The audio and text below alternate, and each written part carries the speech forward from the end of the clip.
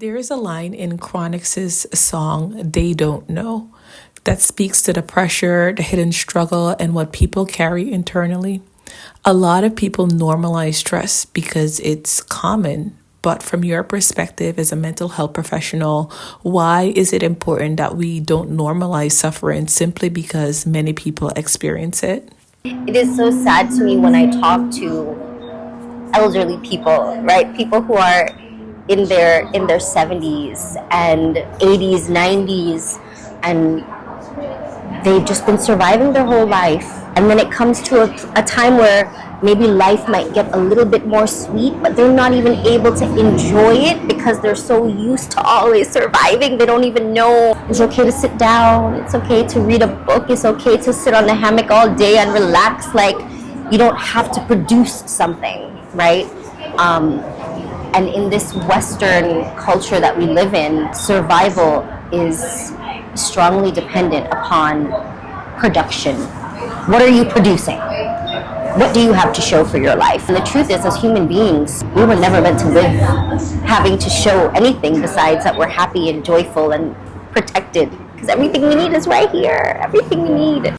Thank you so much for being here. Please introduce yourself. Tell us about your expertise and your background. My name is Dr. Crystal Ann England, licensed marriage and family therapist. I have been in this field for almost 20 years, honey. And let me tell you guys something. As a Guyanese Jamaican woman and a first-gen person, I have had so much experience of working with Caribbean families. That's always been a passion of mine. And so the thing that originally even brought me to systems theory as a clinician, and to even get in, instead of saying, for example, being a clinical psychologist, is that coming from a Guyanese background, coming from a Jamaican background, we are always a part of systems. Our thinking is always, how are we connected to the family? How are we connected to our community? What if I do this? How does my community interpret that? All of that to say, even the thing that brought me into marriage and family therapy was my experience as a Caribbean woman, my experience as a Guyanese Jamaican woman. And so I am a systems theory therapist through and through. Let's kick things off with why you think that so many people have become accustomed to living with emotional pressures.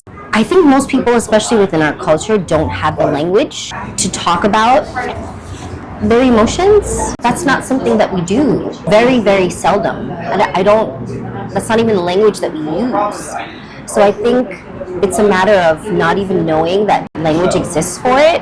But I will say, I think when you are a first generation and you're growing up in a Western world like we are here in America, we learn by watching other people sometimes outside of our culture. When we think of things people carry that are invisible, a lot of people carry things with them, whether it's in starting a new job or migrating to a new country, becoming a parent. These are all things that are a huge transition for folks. So how do they begin to examine patterns that repeat themselves? I don't want this to be a commercial for therapy, but I'm going to be honest with you. This is where it requires other people, because we can try all day to look in the mirror, but when we look in the mirror, we're seeing what we've always seen. It's very rare that we'll notice something else. We can, but it usually takes something to trigger that, right? Like an event or a situation. Whereas when someone else is standing there holding the mirror and they say, did you see that little mole that came up? And you go, what mole? Because you see the mole every day. You don't realize the mole is there, right? And I always tell my clients, as a therapist, I'm holding a mirror. And all I'm doing is I'm asking you to look at your reflection. And sometimes that's going to be really hard because we don't always want to look. We don't always like what we see. Pattern recognition is really important, but it's really hard for us to see the pattern within ourselves. And a lot of times that recognition requires a third party to step in and to lovingly point it out. Why do you think some people might be hesitant to seek help for their mental health when the access might increase or improve. For example, if we think about relocation itself, it is emotionally disruptive, whether you're going from a small town to a big city, or you're going from the United States to elsewhere, or the Caribbean to the UK. Moving in any direction is a huge transition, but moving itself may open the access to mental health treatments. So why do you think that some people in that move might still be hesitant to seek services for their mental health when that access has been improved? I always like to ask, what have you heard? Like, what do you know about mental health? What did you hear about it? And usually one of the common things I'll hear is, oh, it's for crazy people. And I'm not crazy. Then I try to lovingly correct. And I'll explain the same way that you go to the doctor for a checkup of your body, you also go to the doctor often for a checkup of your mind, especially when you come from places where survival is key. And for us, as Caribbean people, we were just taught to survive. Again, we don't even have the language. Very seldom do we even have the language to begin to express emotionality and how the traumas of survival has affected us now as people, or as a people. So I really do a lot of allowing my clients, when they first come in and I sense hesitancy, to tell me what you've heard. Let's talk about that. And then I try to debunk as much as possible the fallacies around what they've heard. And I try to normalize this. On the topic of normalizing mental health and therapy, I grew up hearing the language of that's a madman, that's a mad woman. Why is language like this in the context of otherizing people with mental health issues? Why is it damaging to the process of mental health healing and therapy itself? Because mad people, it automatically does this. Otherizing. Right? That's y'all mad people, y'all crazy people, right? We are sane, we are fine. Too often we mistake not having a freak out or a breakdown as being fine. And it's only when you break out or have a freak out or you know, as my mom would say, the passion catch you, right? Like only when you have passion, then everybody recognizes that maybe things might be hard for you and you're not dealing well, you're not coping well.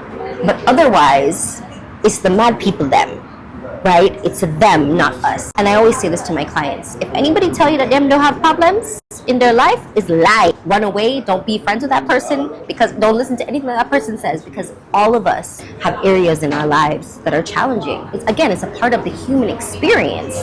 But just because I'm not having a breakdown doesn't mean I'm okay. Is mental health a public health issue? We now know things like autoimmune disease, things like breast cancer, heart disease are directly correlated to mental health. So, and specifically, for example, for women, the suppression of anger is directly correlated to whether or not a woman will at some point have an autoimmune disease and even breast cancer. This isn't a public health issue about actual physical health, because if we can figure out how to help people feel more joy, manage depression, manage stress, anxiety, then we can also find ways to then prevent physical ailments within the body. I always talk about the mind-body-spirit connection, because everything is connected. I've never seen a client where they only had depression or anxiety and they didn't have physical symptoms like Crohn's disease or bowel movement problems or gut issues, because all of these are connected. And again, the research shows even with depression, there's usually some kind of off balance within your gut. So if we can figure out how to help the mind, we can figure out how to help the body. And there's a direct correlation between the gut and the mind. What are some practical ways in which people can begin caring for their mental health, even if they don't have access to formal therapy? So believe it or not, a lot of the things that our ancestors did are things that we need to go back to. So for example, us being first generation in this country, when we're back home in Guyana or Trinidad or Jamaica, we will spend time outside, because that's what we do, right? We spend lots of time outside. You go to river, you go to beach, you're liming, you're outside with everybody. But here in America, it's very seldom that we intentionally say, I'm going to take some time and sit outside every day. And so one of the things I say is go back to what the old people that we used to do. sit outside in the sun, right? The same way that the turtle goes and sits outside every day and gets that sun, we're no different than the turtle. We also need that sun. This melanin literally requires charging. And so we're, believe it or not, are deficient in vitamin D because we do not spend the amount of time we should outside. And sure, we can take a supplement, but that's not where our vitamin D should be coming from. It should be coming directly from the sunlight, right? So spending time in the sun, being active. You would see the old people all the time, they just walk up and down in the market, they walk up and down to and from, they're in the yard picking out the weed. All of those things, we might see them as trivial, but those are all things that are actually feeding back into telling our bodies that we're safe. Go back to the things that you saw our elders do, but they didn't realize, but those were things that were directly related to finding peace, finding joy, even moments of when we say limen. And again, there's research to show this. This is actually a therapeutic process that we use to help us commune with our brothers and sisters, to be in community. And when we have community, this is where we heal. Believe it or not, I think therapy is also very hard for us as Caribbean people because we're not used to healing alone. We don't heal alone. We usually heal together. So when you see carnival, that's us healing, you know. When you see us liming, that's us healing. When you see us going to beach and cooking food and frying fish, that's us healing. Okay, baby showers, even though it's not for the baby, that's for us. That's us healing. All of these things are ways in which we can access the healing without traditional therapy. Because to be honest with you, talking is great, but talking is not enough for us. So turn on that music, that good soca music. Listen, sometime you need to wind up your body, okay? And that is gonna be the thing that you need. There is a saying in Guyanese culture which goes, pressure does bust pipe. When I heard you speak of mental health, I wonder, what does pressure expose when the pipe is busted open? And for people that are listening to this recording, what do you want them to hear as it relates to whether or not they might be carrying silent pressure? We can go but so long as human beings, just surviving and pushing through. But there will come a moment when it becomes too much. That's the moment when the pipe will burst. And so we can keep going, we can keep surviving, we can keep surviving, we can keep surviving. And then one particular incident, and a lot of times it's an incident that people would say, but how did that turn her into a mad woman? Or how did that one thing trigger her? And what people don't understand is it wasn't that thing. It was, did you see all the other things? Going back to the things we carry. Did you see all the other things she's been carrying silently? This is the problem with us surviving and carrying, is that we carry and carry till the horse drops down and we don't carry again. And then that's when people label us as crazy or mad.